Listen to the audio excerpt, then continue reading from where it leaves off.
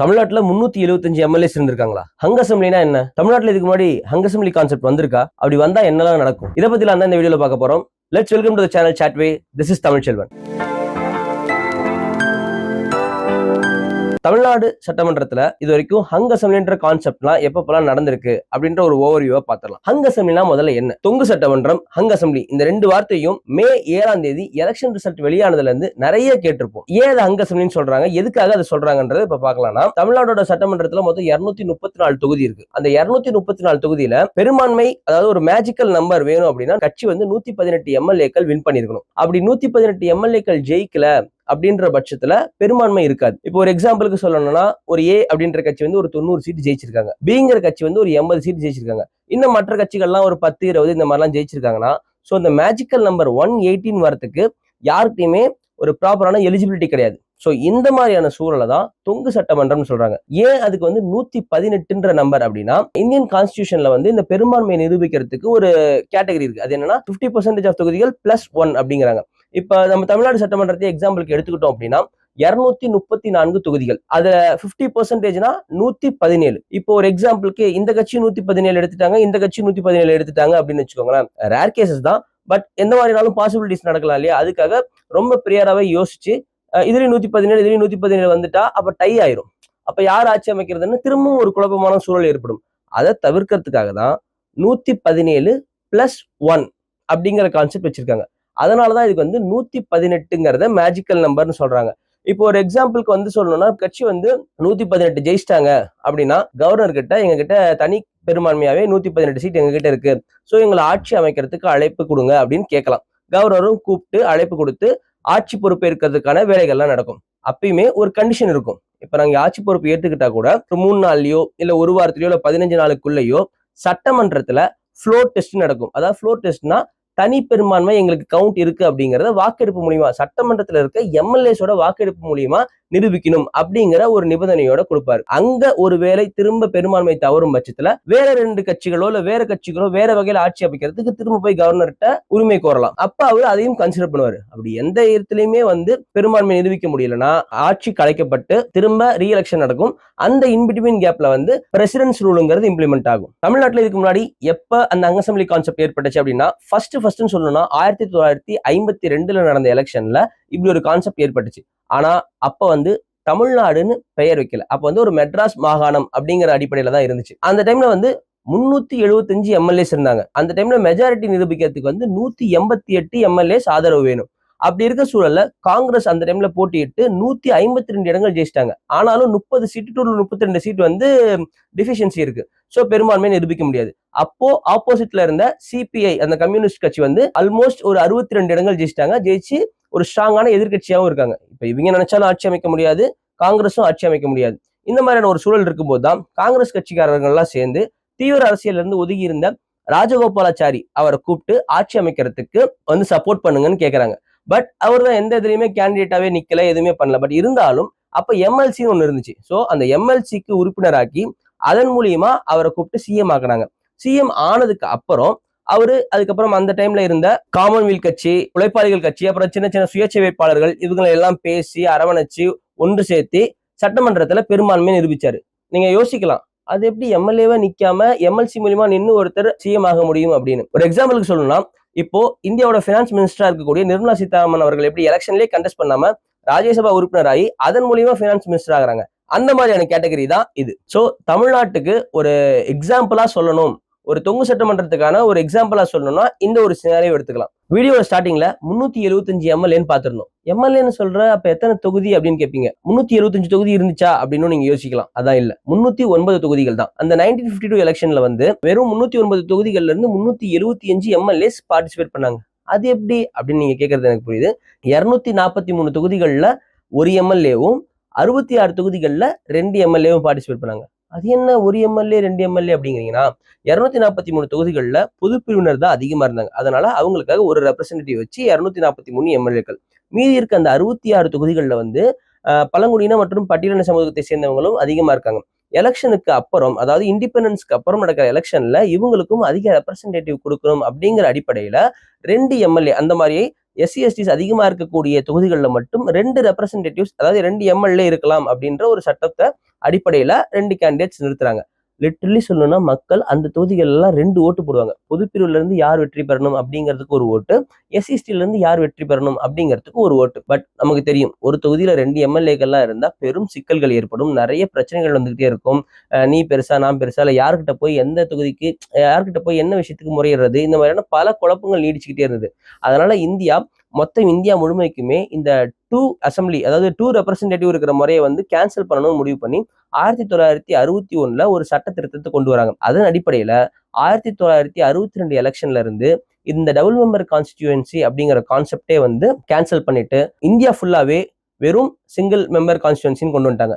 SC/ST யாரா இருந்தாலும் அங்க டபுள் ரெப்ரசன்டேட்டிவ் கிடையாது. SC/ST இருந்து யாராவது ஒருத்தர் அங்க நிக்கலாம். நான் முன்ன சொல்லும்போது 66ன்னு சொல்லியிருந்தேன் இல்லையா, அந்த 66லயும் எப்படி ரெப்ரசன்டேட்டிவ் பிரிச்சு கொடுத்துருந்தாங்க அப்படின்னா 62 தொகுதிகளில் வந்து SC கேண்டிடேட்ஸும் SC ரிசர்வ்டு கேண்டிடேட்ஸும் ஒரு 4 தொகுதியில வந்து ST ரிசர்வ்டு கேண்டிடேட்ஸ்க்கும்னு சொல்லி பிரிச்சிருந்தாங்க. அதுதான் அந்த 66. இப்போ 309 தொகுதி தான். இந்த 309 தொகுதியில 243ல ஒரு கேண்டிடேட்ஸ், 66ல 2, அப்ப 132. 243 பிளஸ் 132 இந்த கணக்கு தான் அந்த 375. நான் முன்னே சொன்ன மாதிரி இந்த டபுள் மெம்பர் கான்ஸ்டிடியூன்சி எல்லாம் கேன்சல் பண்ணதுக்கு அப்புறம் இதுக்கெல்லாம் ரிசர்வ்டு கேண்டிடேட்ஸ்க்கு ரெப்ரசன்டேட்டிவ் கொடுக்கணும்னு நினைக்கிறோமோ அங்கெல்லாம் ஒரே இதுதான், ஒன்னு SC சார்ந்து இல்ல ST சார்ந்து நிக்கலாம் அப்படிங்கிற மாதிரியான மட்டும் விஷயங்கள் கொண்டு வந்து ரொம்ப கிளியர் பண்ணிட்டாங்க. இப்போ தமிழ்நாட்டுல மொத்தம் அந்த 1962 எலெக்ஷன்ல இருந்தே தமிழ்நாட்டுல வெறும் 234 தொகுதிகள் தான் இருக்கு. அடுத்ததா எப்பன்னு சொல்லி பாத்தீங்கன்னா 1987-88 காலகட்டத்துல எம்ஜிஆரோட மறைவுக்கு பிறகு, அதாவது ஆட்சியா நடந்துட்டு தான் இருக்கு, ஆனா எம்ஜிஆர் இறந்ததுக்கு அப்புறம் கட்சிக்குள்ளேயே வந்து ஜே அணி ஜானகி அணி அப்படின்னு சொல்லி 2 அணியா பிரிஞ்சுறாங்க. அதாவது ஜெயலலிதா தலைமையில ஒரு அணியாவும் எம்ஜிஆர் அவர்களோட மனைவி ஜானகி அவர்கள் தலைமையில ஒரு அணியாவும் பிரிஞ்சிடறாங்க. இந்த மாதிரியான சூழல்ல தான் போட்டி நடக்குது அப்படிங்கும்போது, பட் எப்படியும் ஒரு சிஎம் இறந்துட்டாரு அப்படின்னா இன்னொருத்தர் யாருக்காவது பதவியேற்பு விழா நடத்தி வைக்கணும் இல்லையா, அந்த அடிப்படையில வந்து 2 பேரும் போட்டி போடுறாங்க. ஓகே, யாருக்கா ஒருத்தருக்கு பதவி ஏற்று வச்சிடறோம், ஆனா நீங்களும் ஃப்ளோர் டெஸ்ட்ல நிரூபிக்கணும்னு சொல்றாங்க. பட் 2 பேருமே போட்டி போட்டுட்டே இருந்த சமயத்துல அந்த டைம்ல இருந்த கவர்னர் வந்து ஜானகி அணி அவங்களை கூப்பிட்டு பதவி ஏற்று வச்சுட்டு 20 நாள் டு இல்ல 15 நாளுக்குள்ள நீங்க ஃப்ளோர் டெஸ்ட்ல உங்களோட பெரும்பான்மையை நிரூபிக்கணும்னு சொல்லிடுறாரு. என்னதான் பதவி ஏற்று கொடுத்து முடிச்சிட்டாலும் ஜெயலலிதா அணி வந்து அமைதியா இருக்கிற மாதிரி இல்ல, திரும்ப திரும்ப வந்து இல்ல எங்களுக்கு தான் பெரும்பான்மை அதிகம், நாங்க தான் பொறுப்பேற்கணும்னு பிரச்சனையை கிளப்பிக்கிட்டே இருக்காங்க. அந்த நாள் 1988 ஜனவரி 28 ஃப்ளோர் டெஸ்டுக்கான நாளும் வருது. அப்போ சட்டசபையில பயங்கரமான கூச்சல் கலவரம். இது வரைக்கும் இந்தியாவிலேயே ஒரு அசம்பிளி, ஒரு இந்தியாவில் இருக்கக்கூடிய எந்த ஸ்டேட் எடுத்துக்கிட்டாலும் சரி, அந்த ஸ்டேட்ல என்ன மாதிரியான கான்செப்ட்ல அசம்பிளிஸ் எடுத்து பார்த்தாலும் சரி, இந்த மாதிரியான ஒரு கலவரம் நடந்ததே இல்லை அப்படின்னு பதிவு பண்ற அளவுக்கான கலவரங்கள் நடந்தது. லிட்டரலி சொல்லணும்னா அங்க இருக்கக்கூடிய எம்எல்ஏஸ் ஒரு எம்எல்ஏ இன்னொரு எம்எல்ஏவை பிடிச்சி இழுத்துக்கிறது, அடிச்சுக்கிறது, அப்புறம் மேஜை மேல ஏறி நின்று கூச்சல் போடுறது, அங்க இருக்கிற மைக்கை உடச்சி எறியறது, சேரை பறக்க விடுறது, இந்த மாதிரியான பயங்கர கலவரங்கள்லாம் நடந்திருக்கு. அப்படி இந்த கலவரங்கள்லாம் நடந்துட்டு இருக்க சமயத்திலையும் சபாநாயகர் வந்து ஒருதலை பட்சமா ஜானகி அணி பெரும்பான்மையை நிரூபிச்சிருச்சு அப்படின்ற மாதிரியான டிசிஷன் வந்து எடுத்து அதை அறிவிச்சிடுறாரு. ஆனாலும் பிரச்சனை முடியல.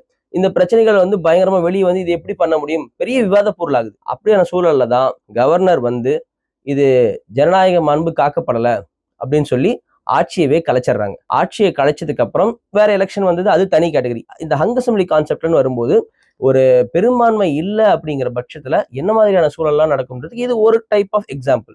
குறிப்பிட்ட ஒரு விஷயம் சொல்லணும் அப்படின்னா, சட்டமன்றத்துல ஒரு பெரிய கலவரமானது இந்த டைம்ல தான். அதனால போலீஸ் உள்ள நுழைஞ்சு எம்எல்ஏஸை கட்டுப்படுத்தி வெளியே அனுப்பி இந்த மாதிரியான சூழல்லாம் நடந்துச்சு. இதுதான் சட்டமன்றத்துல நடந்த ஒரு மிகவும் மோசமான ஒரு கலவரம்னே கூட பதிவு பண்றாங்க பல அரசியல் விமர்சகர்களும் பத்திரிகையாளர்களும். அடுத்ததை பாத்தீங்கன்னா 2006ல நடந்தது. இது எக்ஸாக்டான ஹங் அசம்பிளின்னு சொல்ல முடியாது, பட் அங்க ஒரு word, new word, quasi hung assembly அப்படின்னு ஒண்ணு சொல்றாங்க. ஏன் அப்படின்னா, இப்போ டிஎம்கே வந்து கூட்டணியோட எலெக்ஷனை ஃபேஸ் பண்றாங்க. திமுக கூட்டணியா சேர்ந்து 163 ஜெயிக்கிறாங்க. ஏன் இதை வந்து குவாசி ஹங்குன்னு சொல்றாங்கன்னா, இண்டிவிஜுவல் பார்ட்டியா வந்து தனிப்பெரும்பான்மை ஜெயிக்கல அப்படிங்கிறதுனால. ஆனாலும் கூட்டணி கட்சியோட சேர்ந்து 163 தொகுதிகள் ஜெயிச்சதுனால அவங்க வந்து ப்ராப்பரா ப்ராமினென்டா ஸ்ட்ராங்கா ஆட்சி அமைக்கிறாங்க. பட் இந்த குவாசி ஹங்குன்ற வேர்டு இந்த சிச்சுவேஷனுக்கு பொருந்தும். நம்ம தமிழ்நாட்டுக்கு வேணா இந்த ஹங் அசம்பிளிங்கிற கான்செப்ட் ரொம்ப ரேரா இருக்கலாம். ஆனா அதர் தென் தமிழ்நாடுன்னு போயிட்டீங்கன்னா, இந்த கர்நாடகா, மகாராஷ்டிரா இந்த மாதிரியான மாநிலங்கள் எல்லாம் ரொம்ப சர்வசாதாரணமா அடிக்கடி நடக்கக்கூடிய ஒரு விஷயம். அங்க இருக்க மக்கள்லாம் அடிக்கடி கேள்விப்படுற விஷயம் இந்த ஹங் அசம்பிளிங்கிறது. ரீசெண்ட் டேஸ்ல நடந்த ஒரு ப்ராப்பர் இன்னொரு ஹங் அசம்பிளிக்கான எக்ஸாம்பிள்னு பார்க்கணும் அப்படின்னா, கர்நாடகாவில் நடந்த 2018 எலெக்ஷன்ல நடந்தது. அங்க மொத்தம் 224 தொகுதிகள்.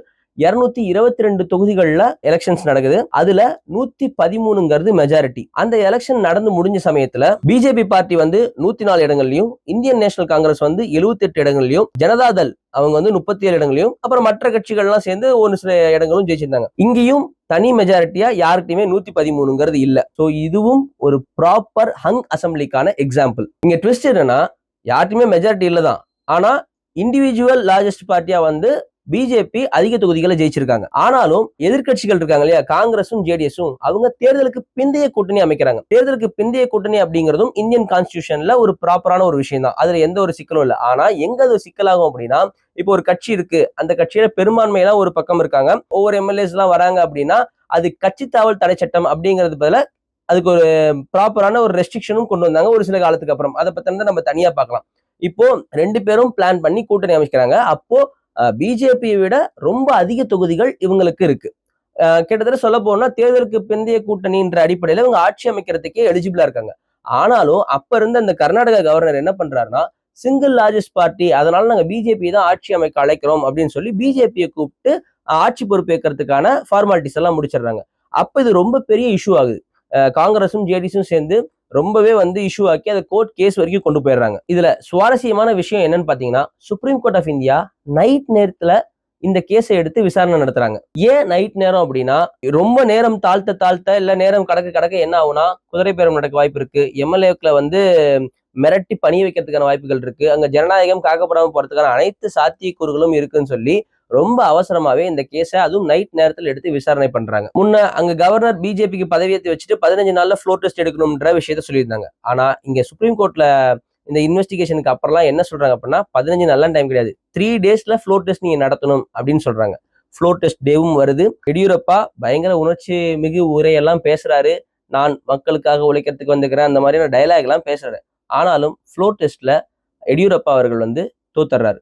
ஸோ ஆட்டோமேட்டிக்கா திரும்ப வேற இருக்கிற பார்ட்டிஸை கவர்னர் கூப்பிட்டு தான் ஆகணும். அந்த அடிப்படையில காங்கிரஸ் அண்ட் ஜேடிஎஸ் இவங்க 2 பேரையும் கூப்பிட்டு ஜேடிஎஸ் சார்ந்த குமாரசாமி அவர்கள் வந்து சிஎம் பொறுப்பேற்றுக்கிறாரு. இது பெரிய டிராமா. ஆக்சுவலி ஹங் அசம்பிளியில இந்த கர்நாடகா எலெக்ஷன்ல இருக்கிற ஒன் ஆஃப் த ஒரு பிக்கஸ்ட் டிராமாவே அப்படின்னு சொல்லலாம் இந்த எலெக்ஷனோட ரிசல்ட்ல. ஸோ இதுதான் ரீசெண்ட் டேஸ்ல நடந்த one of the best and proper example for hung assembly. ஆனா நான் ஒரு பெரிய டிராமான்னு சொன்னேன் இல்லையா, அந்த டிராமா அதோட முடியல. 2019 திரும்ப அவங்களுக்குள்ள பிரச்சனை ஏற்படுது. பிரச்சனை ஏற்பட்டு 2019 ஃப்ளோர் டெஸ்ட் திரும்பவும் வருது. ஃப்ளோர் டெஸ்ட்ல அங்க குமாரப்பா வந்து ஃபெயில் ஆகுறாரு. திரும்ப ஒரு கூட்டணி எல்லாம் அமைச்சு, கூட்டணி மாறி அந்த எம்எல்ஏ இங்க சப்போர்ட் பண்ணி, இந்த எம்எல்ஏ அங்க சப்போர்ட் பண்ணின்னு ஒரு கொலாப்ஸ் நடந்து திரும்ப பிஎஸ் எடியூரப்பா அவர்களே வந்து சிஎம்ஆவும் ஆகுறாரு. ஸோ இவ்வளவு நேரம் நம்ம பார்த்ததை வச்சு சில விஷயங்கள் வந்து கன்க்ளூட் பண்ணலாம். என்னதான் சிங்கிள் லார்ஜஸ்ட் பார்ட்டியாவே ஜெயிச்சிருந்தாலும் மெஜாரிட்டி தட் மேஜிக்கல் நம்பரை ஜெயிக்கல அப்படின்னா பெரும் சிக்கலுங்கிறது நமக்கு உறுதி. 2வது, இந்த மாதிரியான சூழல்ல கவர்னர் தன்னோட கேமை எப்படி வேணாலும் பிளே பண்ண முடியும். 3வது, ஃப்ளோர் டெஸ்ட்ல நிரூபிக்க வேண்டியதுதான் ரொம்ப ரொம்ப ரொம்ப முக்கியம். 4வது, வாக் அவுட், அப்ஸ்டைன், ஆப்சென்ட் இந்த மாதிரியான நிகழ்வுகள் நடந்தாலும் ஃப்ளோர் டெஸ்ட்ல மெஜாரிட்டியை நிரூபிக்கிறதுங்கிறது ரொம்ப சிக்கலான விஷயம். இந்த மாதிரி அடுத்தடுத்து நிறைய இன்ட்ரெஸ்டிங்கான வீடியோஸ் நீங்க தெரிஞ்சுக்கணும், பார்க்கணும் அப்படின்னா நம்ம சேனலை சப்ஸ்கிரைப் பண்ணிக்கோங்க.